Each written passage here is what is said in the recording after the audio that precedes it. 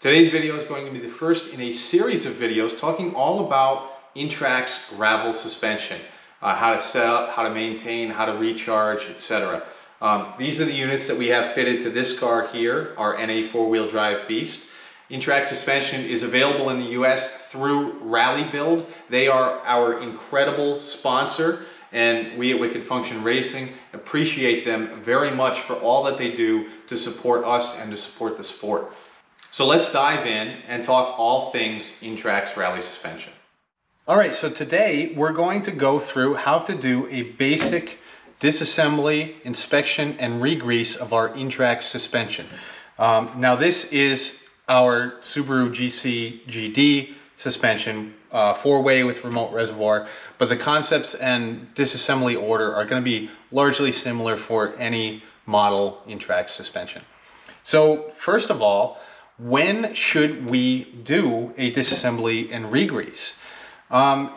Typically that varies from the kind of events you're actually running with the suspension and the the torture you're putting them through, right? So why are we doing a disassembly and regrease? We're doing it because we have bushings inside of the housing here that the actual chuck tube rides along, and these have grease on either side of the bushings so that as the suspension articulates, you're carrying grease through the bushing and preventing wear. So if you're actuating your suspension a lot, you're pulling that grease past and you're using it up.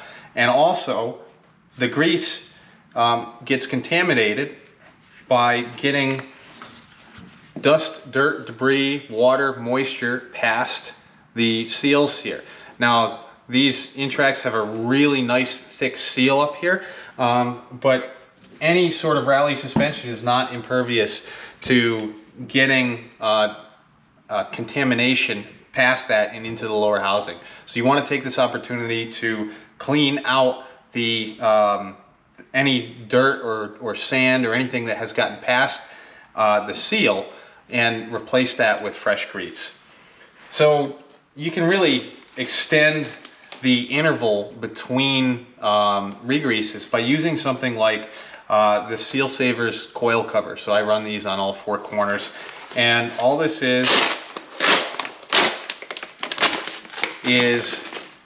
like this big fabric cover with this huge Velcro strip on it that you wrap around the coil to just prevent the majority of debris from ever even reaching the tube and seal in the first place.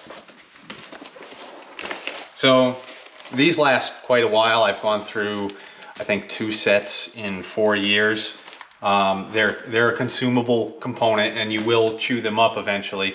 But they really help with keeping the inside of this housing clean and keeping debris away from the tube here. So let's talk about how to get this apart. Well, the first thing you do is we'll spin down the collars all the way and get as much tension off the springs as we can. And then what we have to do next is, for these 4 ways, they have an adjustment knob here for the rebound, and we have to take this off the bottom so we can get at the actual nut that's holding the lower housing to the shaft. And there's a Allen screw on the side here that you're going to want to take out, and you're going to want to loosen that almost all the way, because underneath here is a shaft with a lip. So if you just loosen the Allen a couple turns and try to pry this off, you're going to damage the adjustment tip on the shaft. So make sure you take that Allen almost all the way out, and this should just lift off very easy. Once you've gotten that out of the way, it's good to have some blocks or something, because we're going to set this on end and then we're going to take the nut off the end here. So I've got some just basic 1, 2, 3 blocks here, so I can set this on the blocks. So I'm off the studs and the remote reservoir hose and everything, and now that's just kind of hanging free in the air. So at this point, ideally you've removed as much dirt, debris, wiped the whole outside down as possible, because right now we're going to lift this off, and if you've left a bunch of stuff on the tube, you know, you have the chance that it's just going to fall everywhere in the lower housing, and you want to try to keep that as clean as possible. So this is a 24mm socket on an impact, and I'm just going to impact the nut off the top here. What you want to do when you're doing this is hold pressure down on the lower housing, because even if you loosen these collars all the way, there's still probably going to be some light spring pressure into the collars, which means if you don't hold this down, it's going to try and pop off as soon as the nut comes free, and it could damage the last thread on the nut. So while I'm holding pressure down here, I'm just going to take this nut off.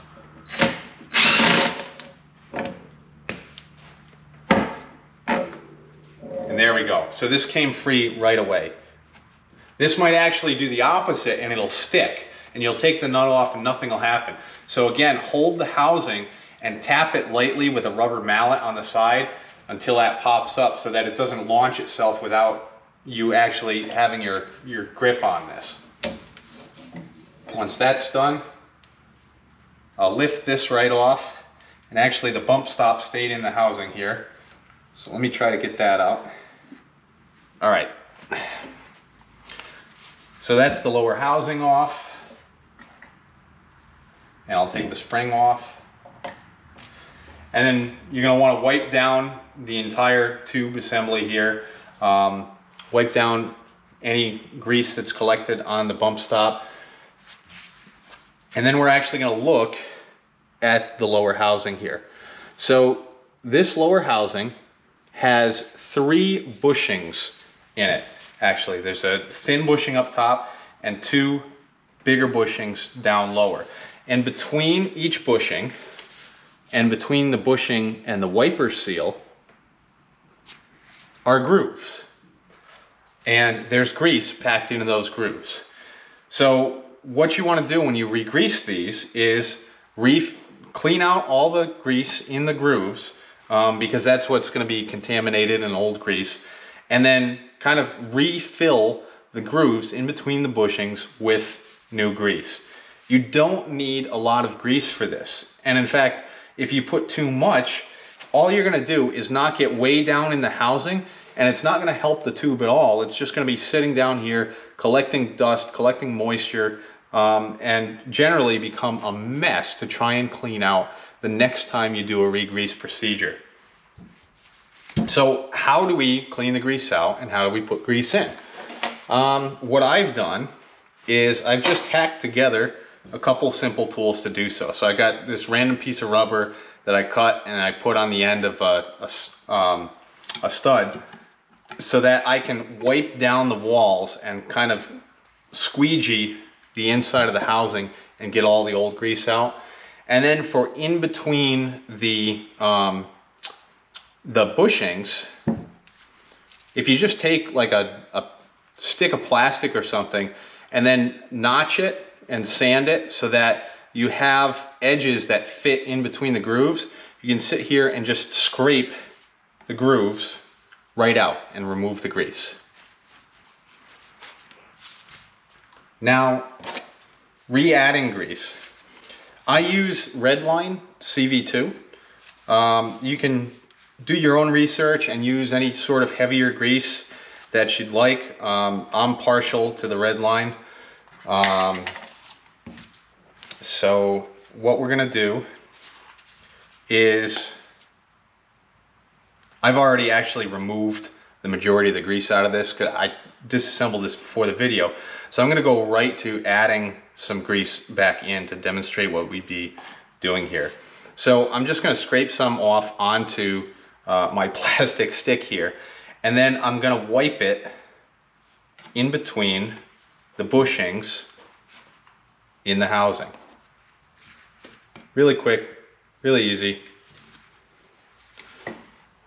It does you no good to leave a lot of grease on the bushings themselves, because as soon as you reinsert the tube here, you're just going to push all that grease past the bushings, and it's going to drop down and fall to the bottom of the housing, or stick on the end of the bump stop or on the end of the tube, and it's going to do nothing to help the suspension.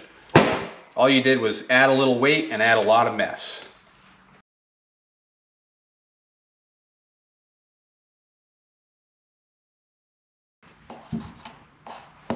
And now I'll do some of my scrape passes to remove the excess off of the bushings themselves. There's really not much for me to do in this video because after 2 events, the seal on these is excellent, and basically nothing has gotten past and into the grease on the inside of these housings. So I really just did a cursory removal of some of the old grease, and then I'm actually adding a little more. Again, I'm probably over greasing this, but I'd rather over grease it a little than under grease it. All right, so let me clean up the mess I just made. So again, here is where you're going to want to very carefully clean the tube off. Clean everything that you can get at while it's disassembled here.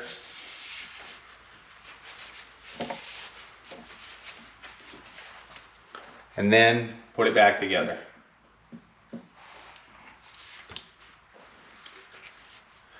So here we're just going to do the inverse again with this on the blocks. I'm going to slip the spring over.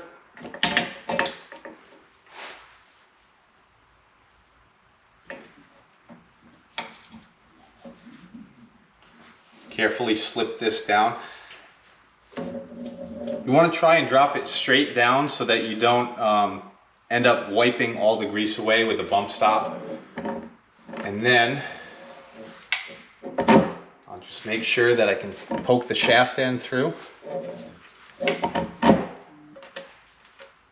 And then while holding this down, this is easy to hold down by hand.